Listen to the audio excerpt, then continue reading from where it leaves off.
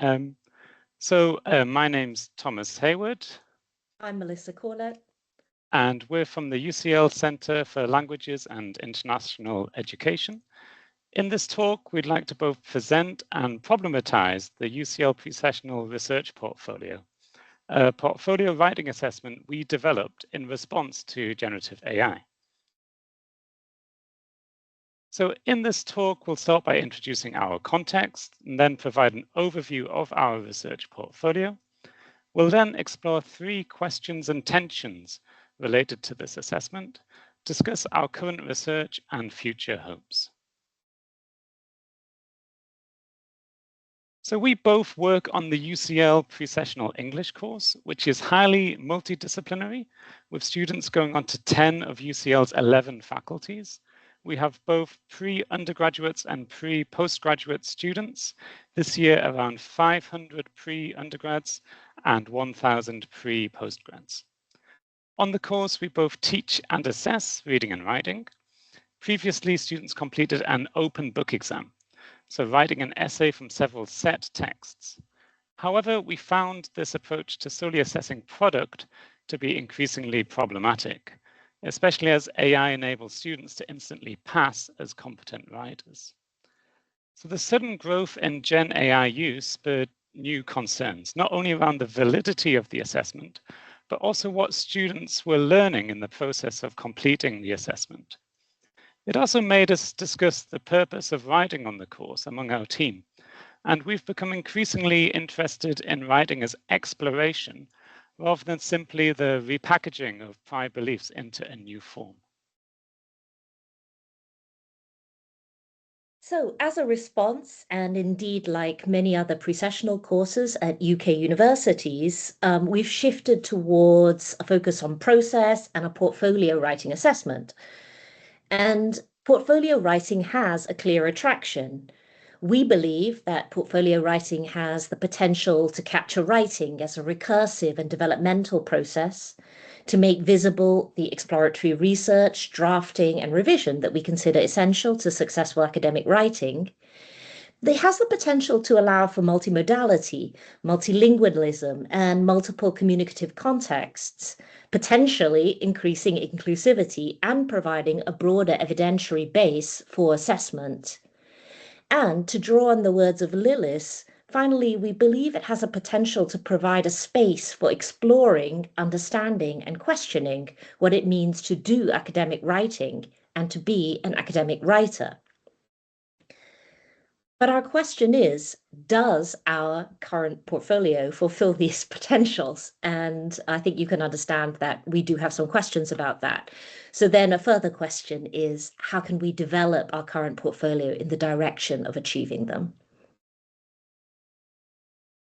So currently, the UCL pre-sessional course is structured around a small library-based research project, which is based on contents from students' future degree programs. So it has 2 assessed components. Firstly, students develop their own individual research question, document their research and reading into writing processes, and produce an essay from sources. And this is called the research portfolio. Secondly, students participate in an extended discussion about their research process and their essay, and this is called the Viva. Our presentation today focuses on the research portfolio part of these assessments. The current contents of the research portfolio are firstly, a research log, which is a live online document where students record key decisions about their research direction, source selection, and use of AI tools. Secondly, there's sources, which is just a folder where students put all their links and PDFs of all the sources they encounter during their research. Thirdly, we have the supplementary materials folder, which includes AI inputs and outputs, essay plans, mind maps, a poster presentation they produce during the course, and in fact, anything that students believe is a significant document of their research and writing process. Fourthly, there is a draft research essay, which is submitted for formative feedback. And finally, we have the final research essay.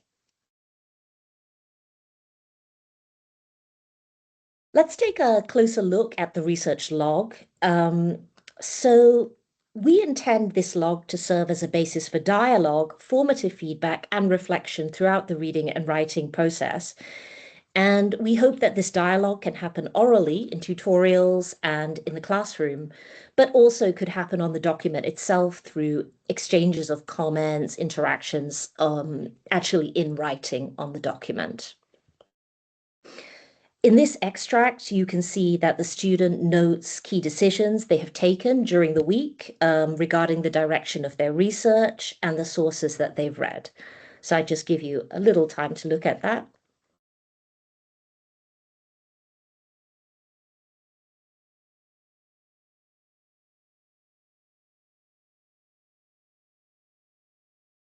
Now, in this second extract, which I'm afraid it's quite small, the text is quite small, it's difficult to read. But in this second extract, the student compares the original text they've written for their essay with a version that has been revised by AI using a prompt that the student has generated. And the student has actually commented on the different AI revisions and evaluated whether they'll accept the revisions or not. And this is also part of the research log. We consider on the research project that AI is an integral part of the project, and we expect students to use AI critically and with full transparency.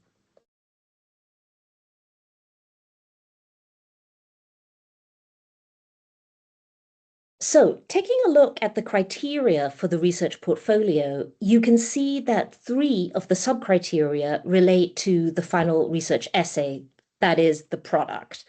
And we have task response, overall progression and organization, and source use, quite common ways to assess an essay. We have a 4th sub-criterion now, which is research process, and this involves the research log and the supplementary materials. And I'll just give you some time to read the details of that sub-criterion, since we'll discuss this later.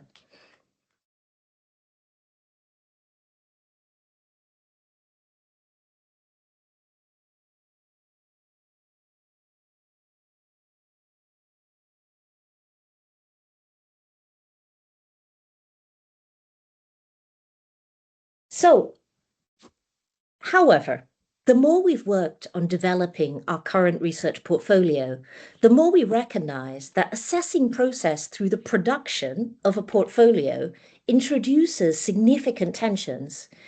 And we'd like to talk today about the 3 main tensions we've identified. So the first tension is clarity versus transparency, and we'll discuss this using the analogy of the map territory relation.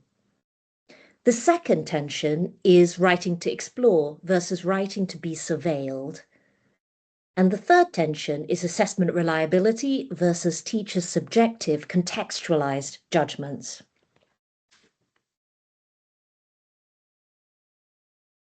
Okay, so the map territory relation is a philosophical concept which describes the relationship between an object and its representation.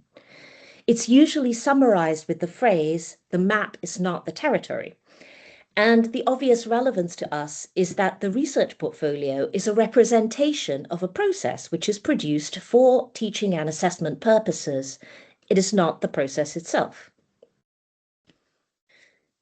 The second point about the map territory relation is that a map requires a degree of falsification in order to be useful. For example, omission or simplification. For example, if you imagine a map of the UCL campus in Bloomsbury, a fully truthful and accurate map may need to be the same size as the campus itself and perhaps 3-dimensional. And the relevance of this is that a research process is a very complex, recursive thing full of sidetracks. And in the case of our students, it probably involves multiple languages. And this actually conflicts directly with our desire for students to produce a clear representation of the research process that is accessible to a tutor, but also an examiner. And the third point is that a map is useful if it has the same underlying structure as the territory. And this is something that requires further investigation.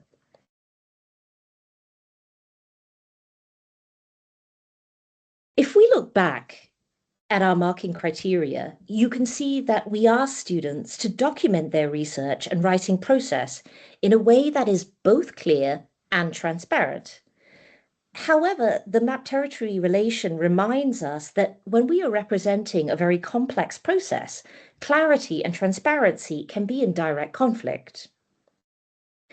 So our concern is that our current model of the research portfolio, with its focus on the clarity of the product, makes it actually completely impossible for students to transparently document their authentic processes.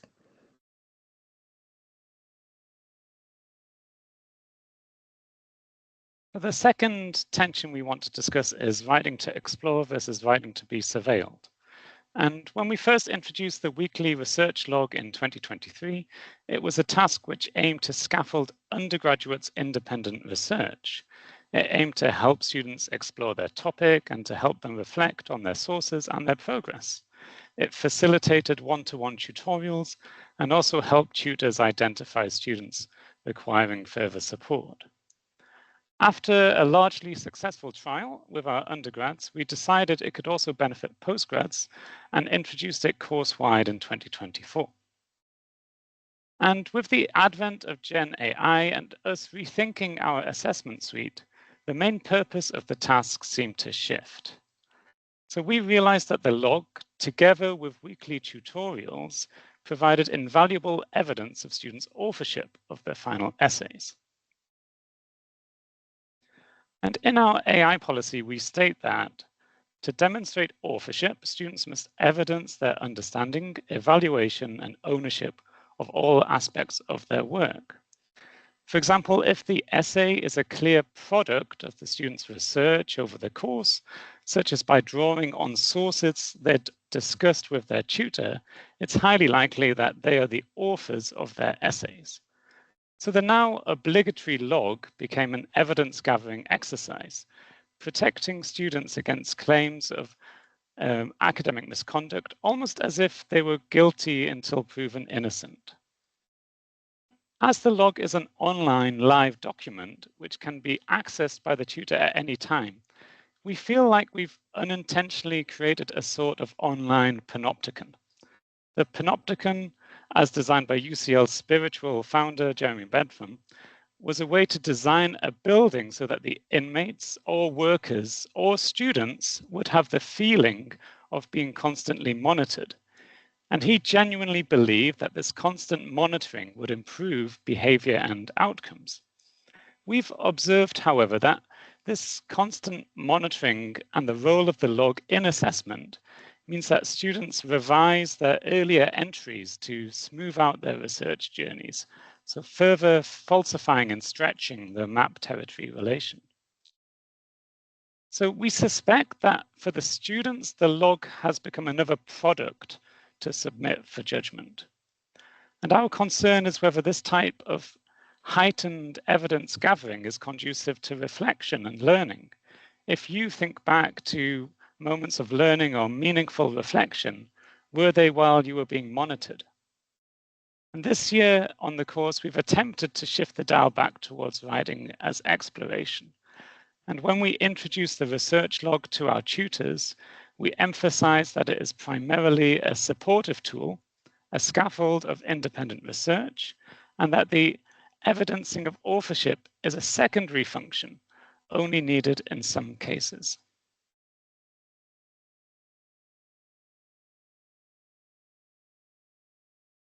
The third tension is that between assessment reliability versus teachers' subjective contextualized judgments.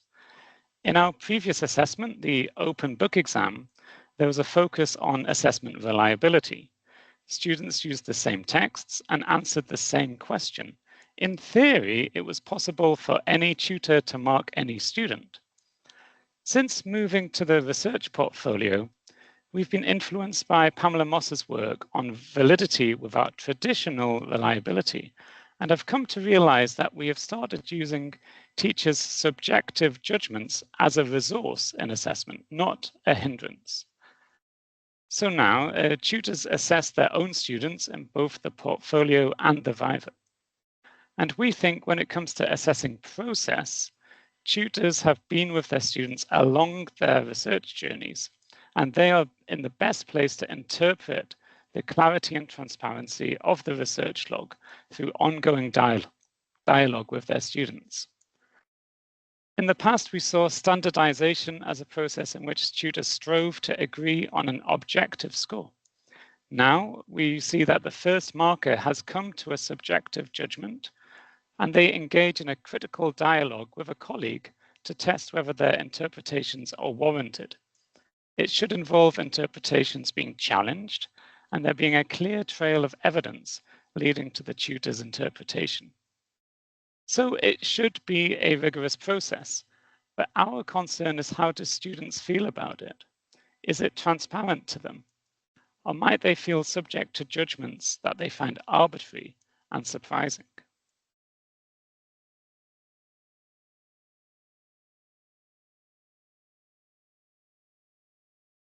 So as we can see, we have a lot of questions and some significant concerns. And that leads us to our current research project. At the end of the current pre-sessional course, which has just begun for this summer, we hope to conduct interviews with students across multiple disciplines on the pre-sessional about their research process and combine these interviews with an analysis of their research portfolios. Our research questions are: how do students conceptualize the processes involved in producing a research essay? And to what extent do students' research portfolios document these processes? We'd like to end with our hopes for the future development of the research portfolio. And this, of course, is subject to the findings from our own research. So firstly, we hope for the research portfolio to be seen as an ongoing dialogue where students have autonomy to choose the contents and are free to explain anything that lacks clarity. For example, writing that they've produced in their first language as part of the research and writing process. We hope for the research portfolio to be seen as fundamentally exploratory, giving students space and flexibility to explore disciplinary writing and content, and teachers space and flexibility to reward engagement with research and writing processes.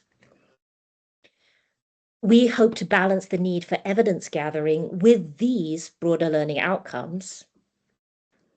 We believe that assessment judgments should be warranted, dialogic, and situated in the context of this short exploratory pre-sessional research project. And we hope that we can achieve transparency through regular formative feedback and ongoing dialogue with students. So these are our references.